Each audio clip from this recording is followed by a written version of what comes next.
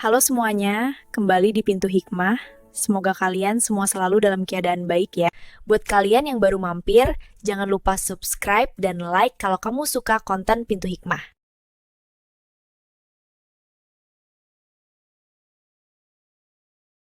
Di ketinggian ribuan kaki di atas permukaan laut, di mana oksigen menipis dan petir menyambar tanpa ampun, Rashid hanyalah titik kecil yang tak terlihat oleh radar kemewahan Helena.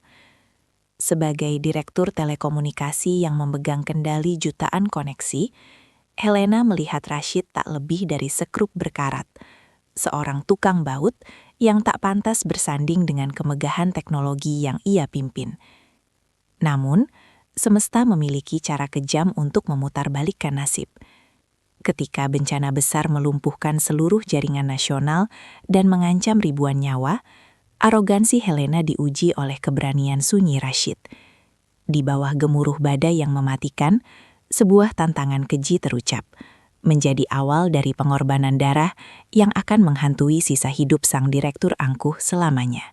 Suara deru mesin mobil mewah memecah kesunyian puncak bukit yang biasanya hanya diisi oleh siulan angin kencang dan gemeretak besi menara pemancar, menciptakan disonansi yang mengganggu kedamaian alam. Rashid, dengan seragam biru pudar yang penuh bercak oli dan debu, buru-buru menyeka keringat dingin di dahinya menggunakan punggung tangan yang kasar. Jantungnya berdegup kencang, bukan karena ketinggian tempat kerjanya, melainkan karena kabar kedatangan inspeksi mendadak dari pusat yang konon dipimpin langsung oleh sang ratu sinyal. Ia memandang nanar ke arah sepatu bot kulitnya yang berlumpur, lalu beralih menatap deretan SUV hitam mengkilap yang berhenti tepat di depan gerbang pos jaga yang reot. Sebuah kontras visual yang menyakitkan mata di tengah hamparan kabut pegunungan yang dingin menusuk tulang, seolah mengingatkan Rashid pada jurang perbedaan kasta yang tak mungkin ia seberangi. Pintu mobil terdepan terbuka perlahan, menampakkan sosok Helena yang turun dengan keanggunan yang terasa asing, dan tidak pada tempatnya di medan berat ini. Kacamata hitam bermerek menutupi matanya, mantel parit hitam seharga gaji setahun Rashid membalut tubuhnya, dan sepatu hak tinggi yang langsung menancap ragu di tanah basah berbatu. Rashid menahan napas saat wanita itu membuka kacamata, memperlihatkan mata tajam yang langsung memindai lingkungan sekitar dengan tatapan jijik yang tidak ditutup-tutupi. Seolah-olah udara pegunungan yang segar ini pun tercium busuk di hidung mancungnya, karena bercampur dengan aroma solar dari generator tua.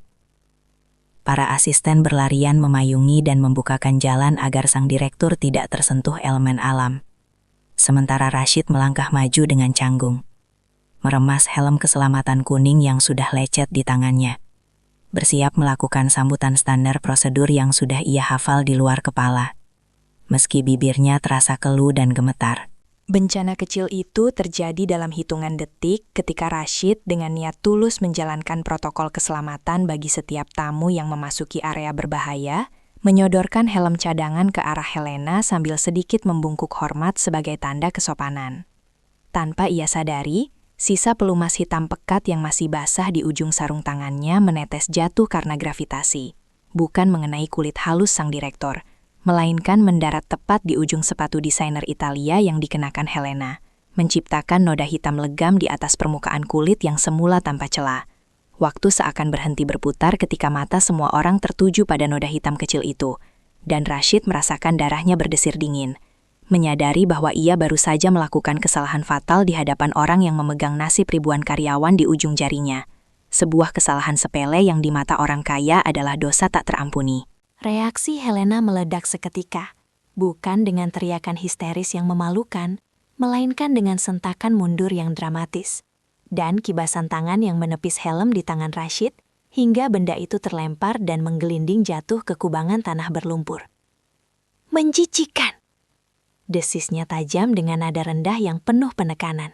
Suaranya terdengar jelas mengatasi deru angin gunung, membuat para staf lain menunduk ketakutan, sementara Rashid mematung dengan tangan masih terulur di udara yang kosong. Tampak seperti pengemis yang ditolak mentah-mentah. Wajah cantik Helena mengarut penuh permusuhan. Ia menatap Rashid dari ujung kaki hingga ujung kepala, bukan sebagai sesama manusia, melainkan sebagai hama pengganggu kotor yang baru saja mencemari dunianya yang steril, eksklusif, dan sempurna. Siapa yang merekrut orang ceroboh dan tidak tahu diri seperti ini untuk menjaga aset perusahaan senilai miliaran rupiah? Helena bertanya pada asisten di sebelahnya, tanpa sedikit pun sudi menatap wajah Rashid lagi, seolah Rashid terlalu rendah untuk diajak bicara secara langsung atau bahkan dipandang. Ia mengeluarkan sapu tangan sutra dari saku dalam mantelnya, membersihkan noda di sepatunya dengan gerakan kasar yang penuh amarah, lalu melempar sapu tangan kotor itu tepat ke dada Rashid, membiarkannya jatuh meluncur ke tanah. Kamu pikir karena kamu tinggal di hutan seperti orang liar, kamu bisa membawa standar hutanmu itu ke hadapan saya? Saya datang jauh-jauh dari ibu kota, bukan untuk disambut oleh kotoran menjijikan dari tangan kasarmu itu. Ucapnya dengan nada dingin yang menusuk lebih tajam dan lebih perih daripada udara beku pegunungan yang mengelilingi mereka. Rashid menelan ludah yang terasa pahit dan menyakitkan di tenggorokannya. Tangannya gemetar hebat saat memungut sapu tangan itu dari tanah. Namun, ia tetap berusaha menegakkan kepalanya sedikit untuk membela diri demi sisa harga dirinya. Maaf Ibu Direktur, saya sama sekali tidak sengaja. Saya hanya berniat memberikan alat keselamatan sesuai SOP yang berlaku. Kalimat pembelaannya terpotong telak ketika Helena tertawa sinis. Sebuah tawa kering yang merendahkan martabat dan mematikan semangat. Keselamatan? Kamu bicara soal keselamatan pada saya? Helena melangkah maju satu langkah, menunjuk dada Rashid dengan telunjuknya yang lentik namun terasa mematikan. Tugasmu di sini cuma memastikan besi-besi ini tidak karatan. Jangan berlagak seolah kamu insinyur cerdas yang mengerti teknis. Sadar posisimu, kamu itu cuma tukang baut di puncak tiang yang bisa saya ganti kapan saja dengan robot atau teknisi lulusan luar negeri. Kata-kata itu menghantam ulu hati Rashid lebih keras daripada benturan fisik manapun.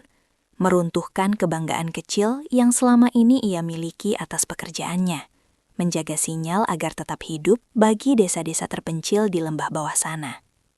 Ia tidak melawan, tidak membantah, hanya menunduk dalam-dalam, menyembunyikan kilatan matanya yang memanas, menahan emosi yang meluap. Rahangnya mengeras, hingga urat lehernya menonjol, menahan gejolak harga diri yang terinjak-injak di depan banyak orang. Suasana hening mencekam menyelimuti area menara. Hanya suara napas Helena yang menderu karena emosi dan bisik-bisik meremehkan dari rombongan staf di belakangnya yang terdengar, menjadikan Rashid objek tontonan yang menyedihkan dan terisolasi di tengah panggung penghinaannya sendiri. Tanpa menunggu jawaban atau permintaan lebih lanjut, Helena berbalik badan dengan kibasan rambut yang angkuh, memberi isyarat tangan pada rombongannya untuk segera masuk ke ruang kontrol menara yang hangat. Singkirkan dia dari pandangan saya. Suruh dia tunggu di luar pagar sampai inspeksi saya selesai. Baunya yang seperti oli bekas itu bisa merusak konsentrasi saya. Perintah Helena mutlak sambil melenggang masuk, meninggalkan Rashid yang berdiri kaku sendirian di luar saat gerimis mulai turun perlahan dari langit kelabu, membasahi seragamnya yang sudah kotor dan semakin mempertegas kesendiriannya. Sementara pintu besi ruang kontrol dibanting keras di hadapannya, menyisakan pertanyaan besar yang menggantung di benaknya. Apakah pengabdiannya selama ini tidak memiliki arti apa-apa di mata mereka yang berkuasa? Hujan yang semula hanya gerimis halus, kini berubah menjadi jarum-jarum air yang menusuk kulit. Seiring dengan angin kencang yang mulai menderu, menggerakkan kabel-kabel baja penahan menara hingga mendecit ngeri. Rashid, yang menggigil di balik pos penjagaan tua yang atapnya bocor, tidak memperdulikan dingin yang merasuk ke tulang, karena matanya terpaku pada panel analog manual di dinding luar ruang generator yang jarum indikatornya bergetar hebat memasuki zona merah. Ia tahu betul tanda-tanda ini. Getaran halus di tanah dan aroma ozon yang menyengati udara bukanlah sekedar badai biasa, melainkan tanda akan adanya lonjakan statis ekstrim yang bisa memanggang seluruh sistem server jika tidak segera dilakukan grounding darurat. Rasa cemas mengalahkan rasa takutnya pada penghinaan Helena, memaksa kaki-kakinya yang berat melangkah kembali menuju pintu ruang kontrol yang tertutup rapat. Didorong oleh tanggung jawab profesional yang mendarah daging, meski statusnya tak lebih dari sampah di mata para petinggi di dalam sana. Rashid menekan tombol intercom di samping pintu besi berkali-kali dengan jari yang basah dan kaku. Namun hanya suara kresek statis yang menjawab panggilannya. membuatnya harus berteriak mengatasi suara guruh yang mulai bersahut-sahutan di kejauhan. "Lapor, ada anomali tegangan di sektor utara. Kita harus matikan sirkuit utama sekarang, atau trafo akan meledak," teriaknya Parau, menempelkan wajahnya ke kaca jendela kecil yang berembun, berharap ada satu pasang mata yang menoleh padanya. Namun di balik kaca tebal kedap suara itu, ia hanya melihat punggung-punggung berjas rapi yang sibuk menunduk pada tablet dan laptop, tertawa-tawa kecil menikmati sajian kopi hangat, sama sekali tidak menyadari bahwa maut sedang mengintai mereka dari langit yang semakin gelap gulita. Ketidakpedulian mereka terasa seperti dinding beton yang lebih keras daripada tembok fisik yang memisahkan Rashid dari ruang hangat itu, sebuah tembok arogansi yang dibangun oleh kenyamanan jabatan. Di dalam ruangan yang berpendingin udara dan beraroma parfum mahal, Helena duduk di kursi ergonomis sambil memijit pelipisnya.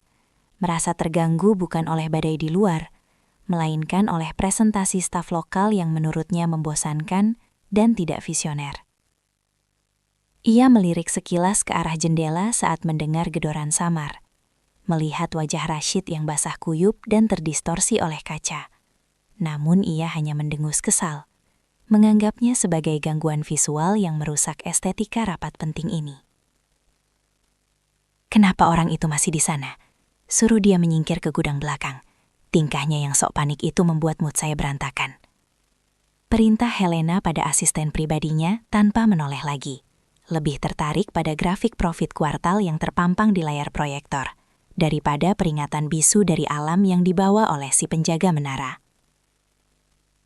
Baginya, Rashid hanyalah gangguan latar belakang, seperti lalat yang berdengung di pesta makan malam mewah, tidak relevan dan harus segera diusir.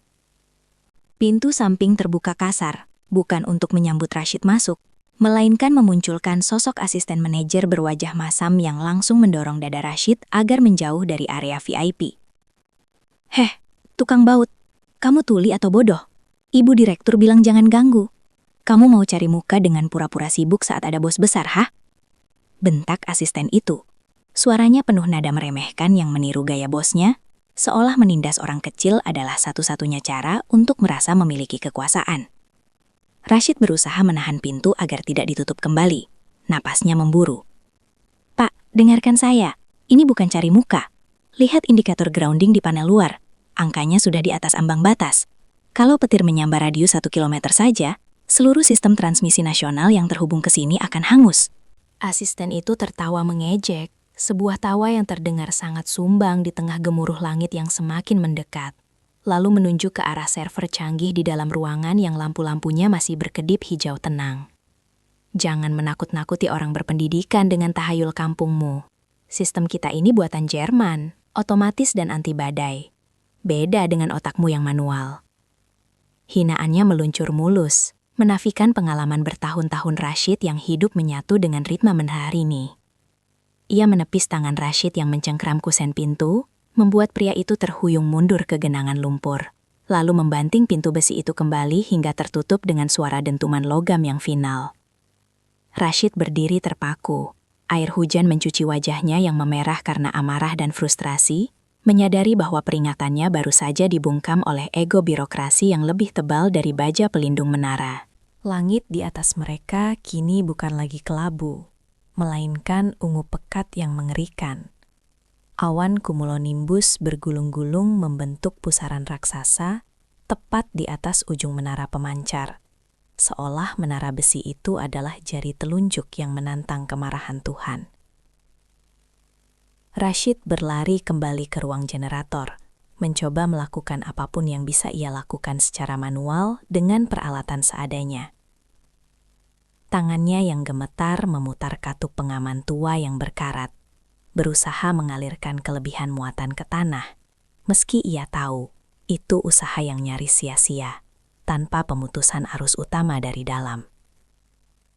Ia merasa seperti semut yang mencoba menahan runtuhnya bendungan aksasa, sendirian berjuang menyelamatkan orang-orang yang bahkan tidak sudi memandangnya sebagai manusia. Sebuah ironi yang menyayat hati di setiap tarikan nafasnya yang berat. Di dalam ruang kontrol, lampu ruangan sempat berkedip sekali, membuat presentasi di layar proyektor mati selama 2 detik sebelum menyala kembali. Sebuah glitch kecil yang membuat Helena berdecak kesal, menyalahkan kualitas listrik pedesaan. Tidak ada yang menyadari bahwa itu adalah denyut jantung terakhir sistem sebelum serangan fatal. Tidak ada yang melihat monitor pemantau cuaca di sudut ruangan yang sudah berkedip merah histeris karena tertutup oleh tumpukan berkas yang diletakkan sembarangan. Helena kembali melanjutkan pidatonya tentang efisiensi biaya, sama sekali buta terhadap fakta bahwa efisiensi yang ia banggakan sedang diuji oleh kekuatan alam yang tidak mengenal tawar-menawar harga saham. Di luar sana, Rashid menatap nanar ke arah ujung menara. Bulu kuduknya meremang, merasakan listrik statis yang mulai membuat rambut-rambut di lengannya berdiri tegak. Tanda pasti bahwa sambaran besar tinggal menghitung detik. Tiba-tiba, suara ledakan yang memekakkan telinga merobek angkasa, diikuti cahaya putih menyilaukan yang membuat dunia seakan berubah menjadi fotoronggen raksasa selama sepersekian detik. Tanah berguncang hebat membuat Rashid terlempar jatuh ke lumpur. Sementara dari dalam gedung terdengar teriakan-teriakan panik yang teredam dinding. Alarm bahaya mulai meraung-raung memecah kesombongan yang tadi bertahta.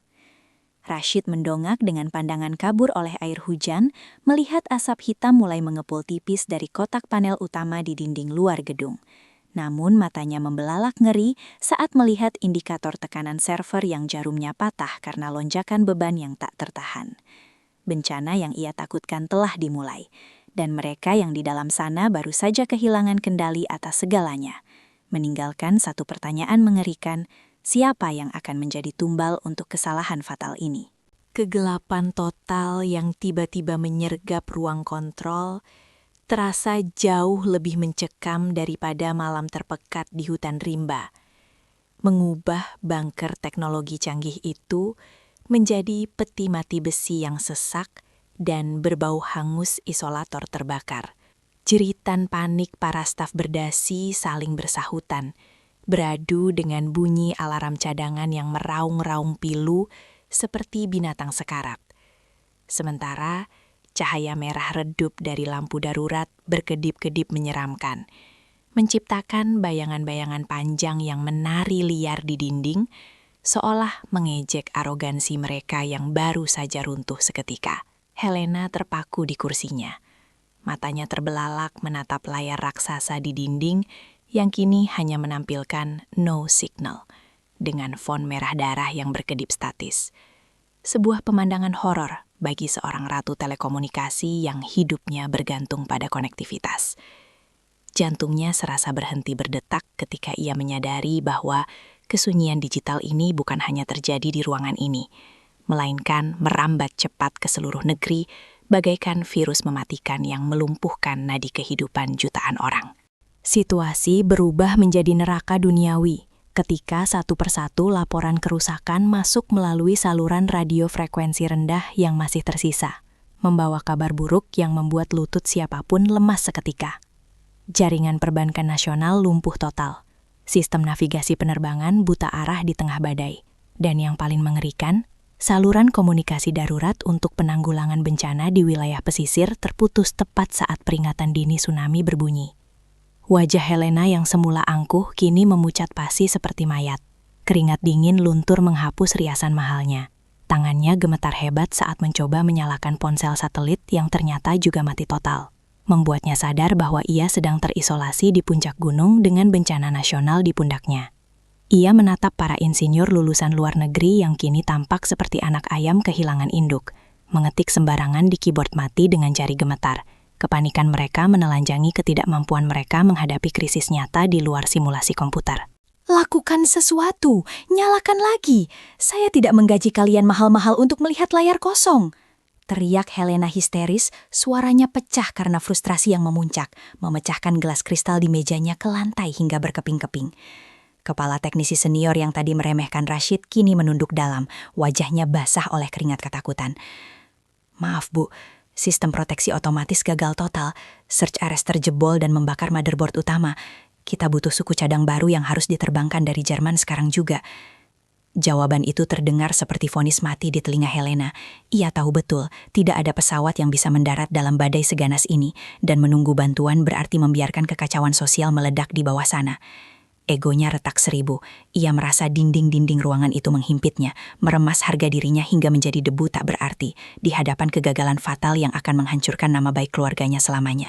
Di tengah kekacauan yang memuakan itu, pintu besi ruang kontrol terbuka perlahan dengan suara engsel yang berat, membawa masuk hembusan angin basah dan sosok Rashid yang berdiri tegak di ambang pintu bagaikan hantu yang bangkit dari kubur lumpur.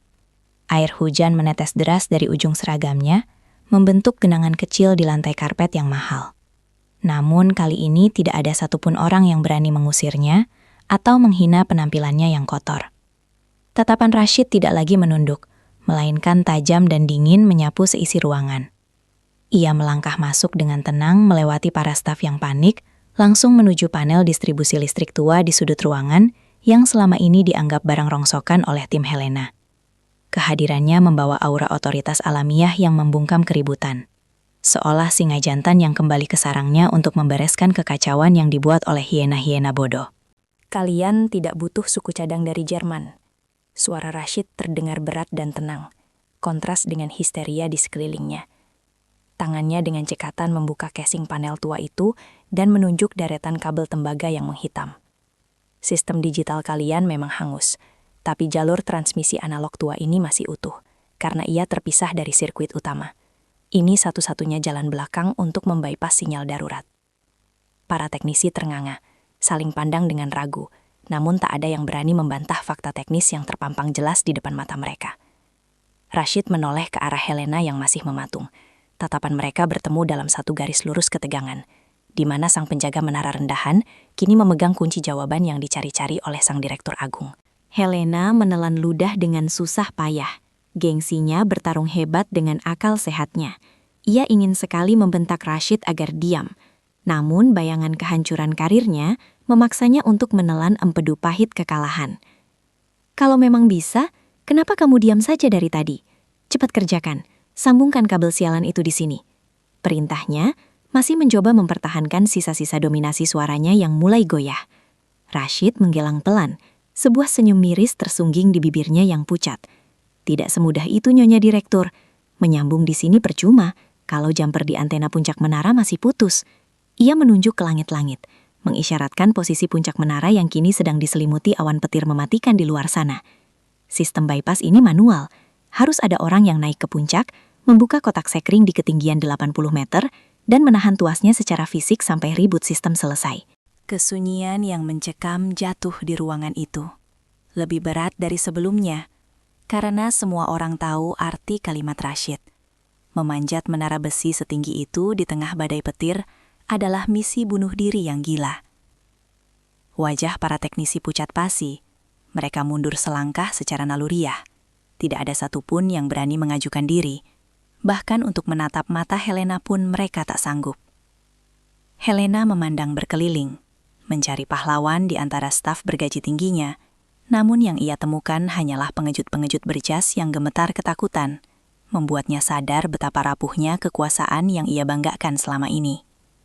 Pandangannya kembali terkunci pada Rashid, satu-satunya pria yang tidak mundur, satu-satunya pria yang berdiri kokoh meski tubuhnya basah kuyup dan kedinginan.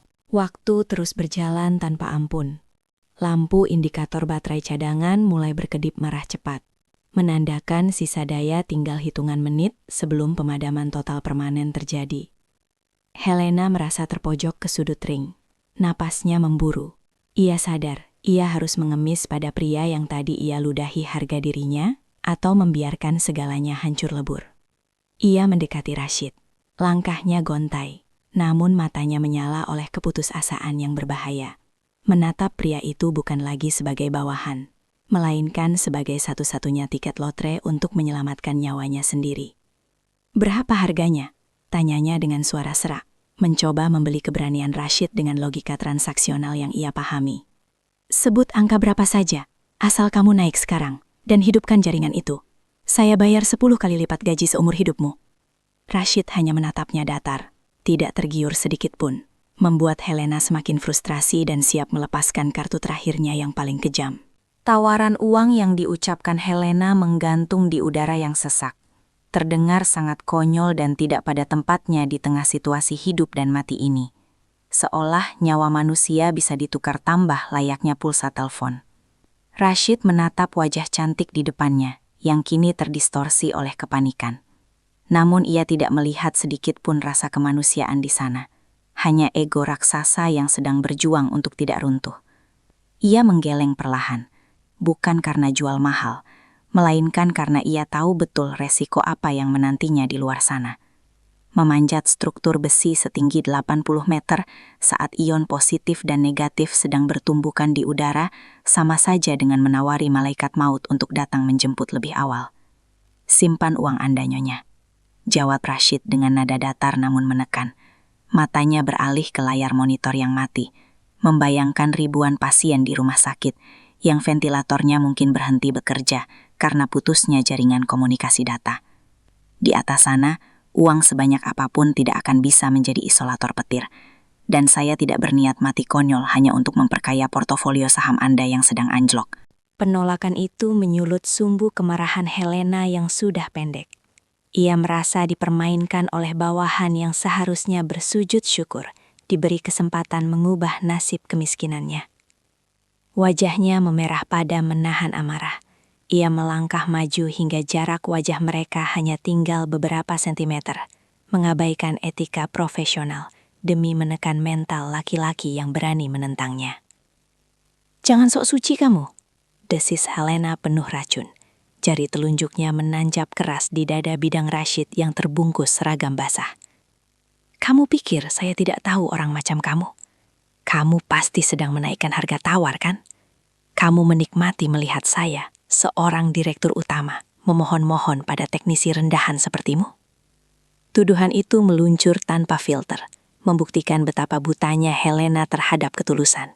Karena di dunianya yang transaksional, setiap pengorbanan pasti memiliki label harga yang tersembunyi. Rashid menepis tangan Helena dari dadanya dengan gerakan tegas yang membuat wanita itu terperanjat mundur. Sebuah tindakan berani yang belum pernah dilakukan siapapun terhadap sang ratu telekomunikasi. "Ini bukan soal harga, ini soal fisika," bentak Rashid.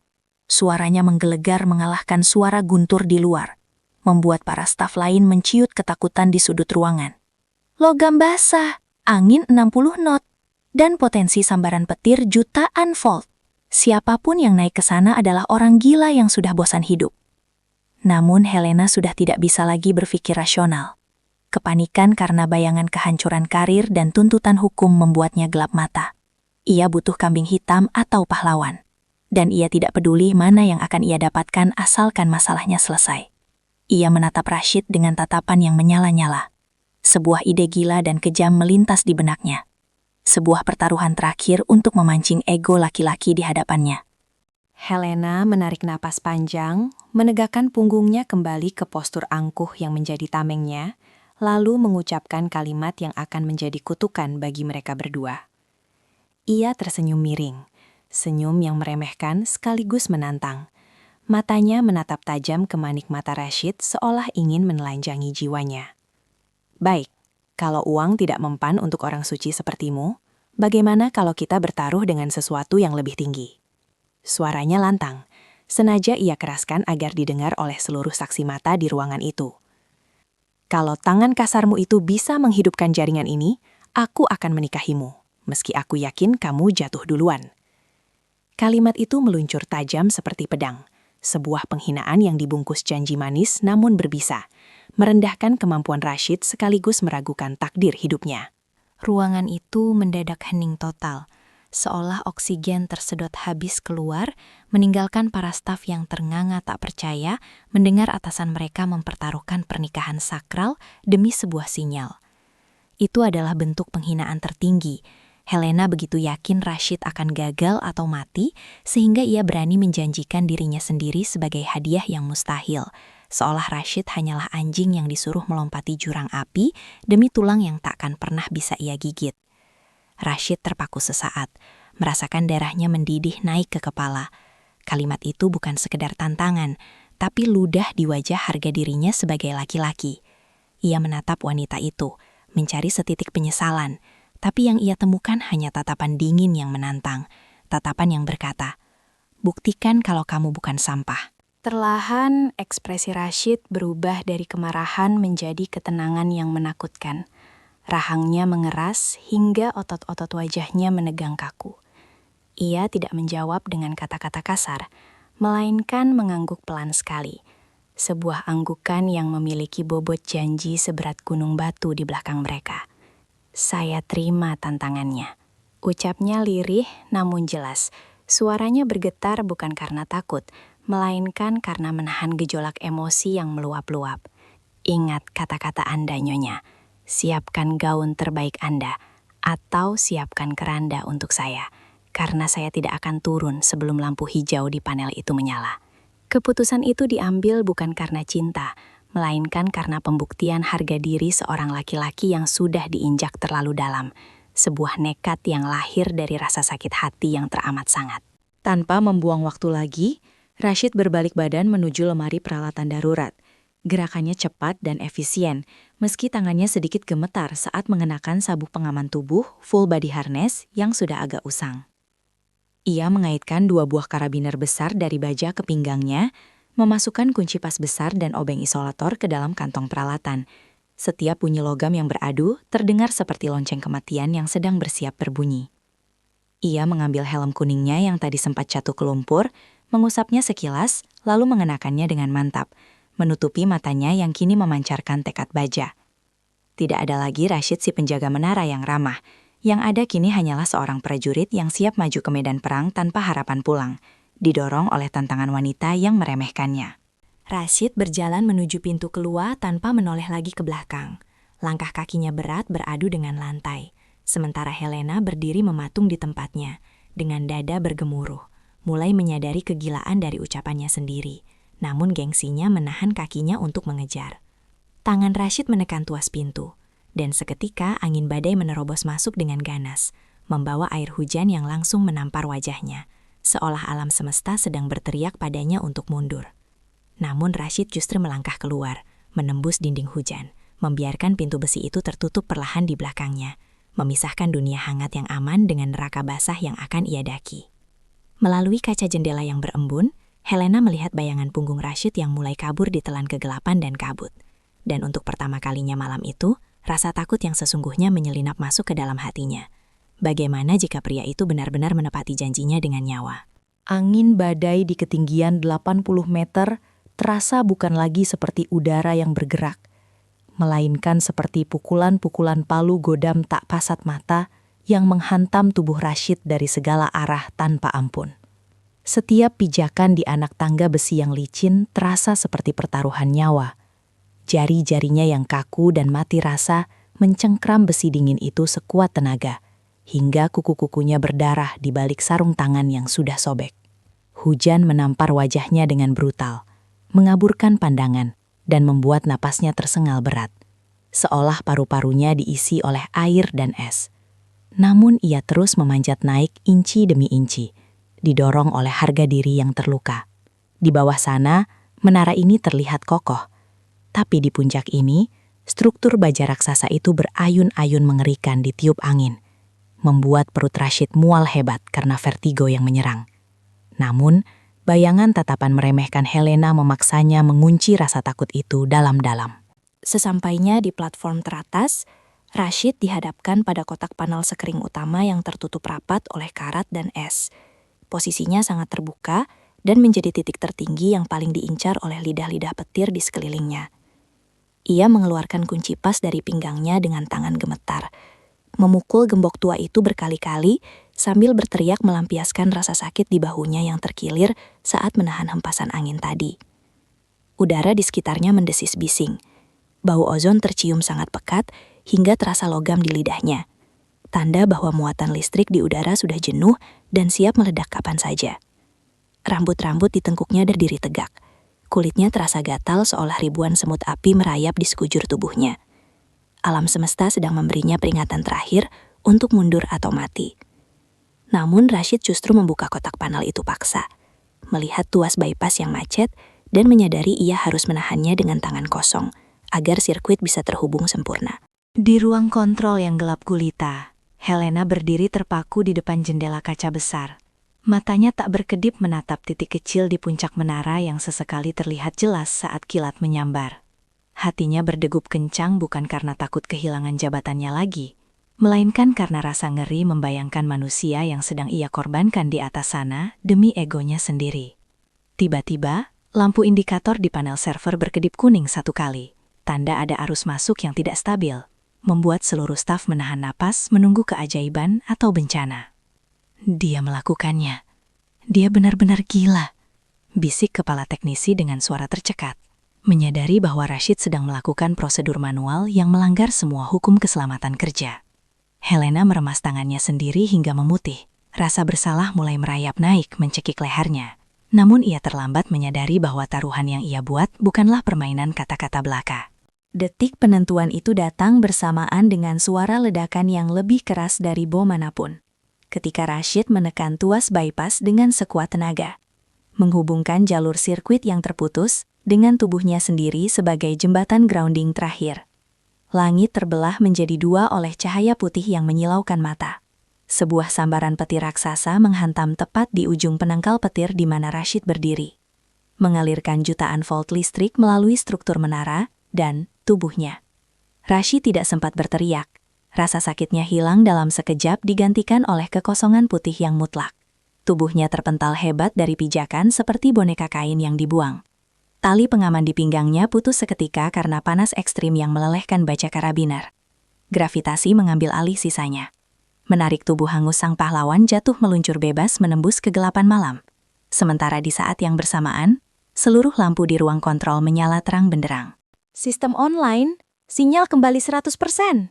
Teriak salah satu teknisi dengan gembira melihat layar monitor yang kini penuh dengan grafik hijau. Sorak-sorai pecah memenuhi ruangan merayakan kembalinya koneksi dunia mereka. Namun Helena tidak bersorak. Ia menjerit histeris melihat bayangan hitam yang jatuh berdebum menghantam atap seng pos satpam di bawah. Suara benturan daging dan tulang itu terdengar lebih nyaring di telinganya daripada sorak kemenangan di belakangnya. Ia berlari keluar ruangan seperti orang kesurupan, menabrak pintu, menuruni tangga darurat, mengabaikan teriakan asistennya, dan menerobos hujan badai yang masih menggila, tanpa memperdulikan gaun mahalnya yang kini penuh lumpur. Kakinya tersandung bebatuan, ia jatuh bangun di tanah basah. Namun ia terus merangkak menuju sosok yang tergeletak diam di dekat kaki menara, di mana asap tipis masih mengepul dari seragam biru yang kini hangus menghitam. Pemandangan di hadapannya meruntuhkan dunia Helena seketika. Rashid terbaring dengan posisi tubuh yang tidak wajar. Wajahnya yang tadi tampan dan penuh tekad, kini pucat pasi dengan luka bakar menjalar di leher. Matanya terpejam damai seolah sedang tidur panjang. Helena mengguncang tubuh kaku itu dengan panik. Air matanya bercampur dengan air hujan membasahi wajah Rashid. "Bangun, Rashid bangun. Sinyalnya sudah nyala. Kamu menang. Kamu dengar saya? Kamu menang," teriaknya parau di tengah deru angin. Namun satu-satunya jawaban yang ia dapat hanyalah kesunyian mutlak dari dada bidang yang tak lagi bergerak naik turun itu. Bau daging terbakar yang menyengat menusuk hidungnya, menjadi aroma penyesalan paling mematikan yang akan ia ingat seumur hidupnya. Aroma kemenangan teknokratis yang dibayar dengan nyawa manusia yang ia hina. Staf lain mulai berdatangan dengan payung dan senter. Namun mereka berhenti dalam jarak aman.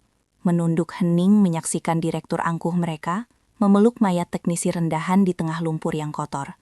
Helena menarik kepala Rashid ke pangkuannya, memeluknya erat seolah ingin membagi kehangatan tubuhnya pada raga yang sudah dingin itu. Jari-jarinya meraba tangan kasar Rashid yang kaku, memegang erat sebuah obeng kecil yang meleleh. Bukti dedikasi terakhirnya sampai napas penghabisan. "Aku akan menikahimu. Aku janji. Bangunlah bodoh. Aku akan menepati janjiku," isak Helena pilu. Suaranya pecah menjadi raungan yang menyayat hati. Menyadari bahwa janji menikah yang ia ucapkan sebagai hinaan, kini menjadi sumpah utang nyawa yang tak akan pernah bisa ia lunasi. Sinyal ponsel di saku jas Helena berbunyi ting. Notifikasi pesan masuk bertubi-tubi menandakan dunia telah kembali normal. Tapi bagi Helena, dunianya baru saja kiamat, tepat di kakinya. Hujan perlahan mereda, menyisakan gerimis tangis. Namun Helena tak beranjak sedikit pun. Ia tetap duduk di sana memeluk jasad pria yang baru ia sadari nilainya setelah tiada. Ia menatap nanar ke arah lampu hijau menara yang berkedip stabil di atas sana. Setiap kedipannya seolah mengejeknya. Ini yang kau mau kan? Ini harganya. Rashid telah membuktikan dirinya mampu menghidupkan jaringan itu dengan tangan kasarnya. Dan ia juga membuktikan prediksi Helena benar.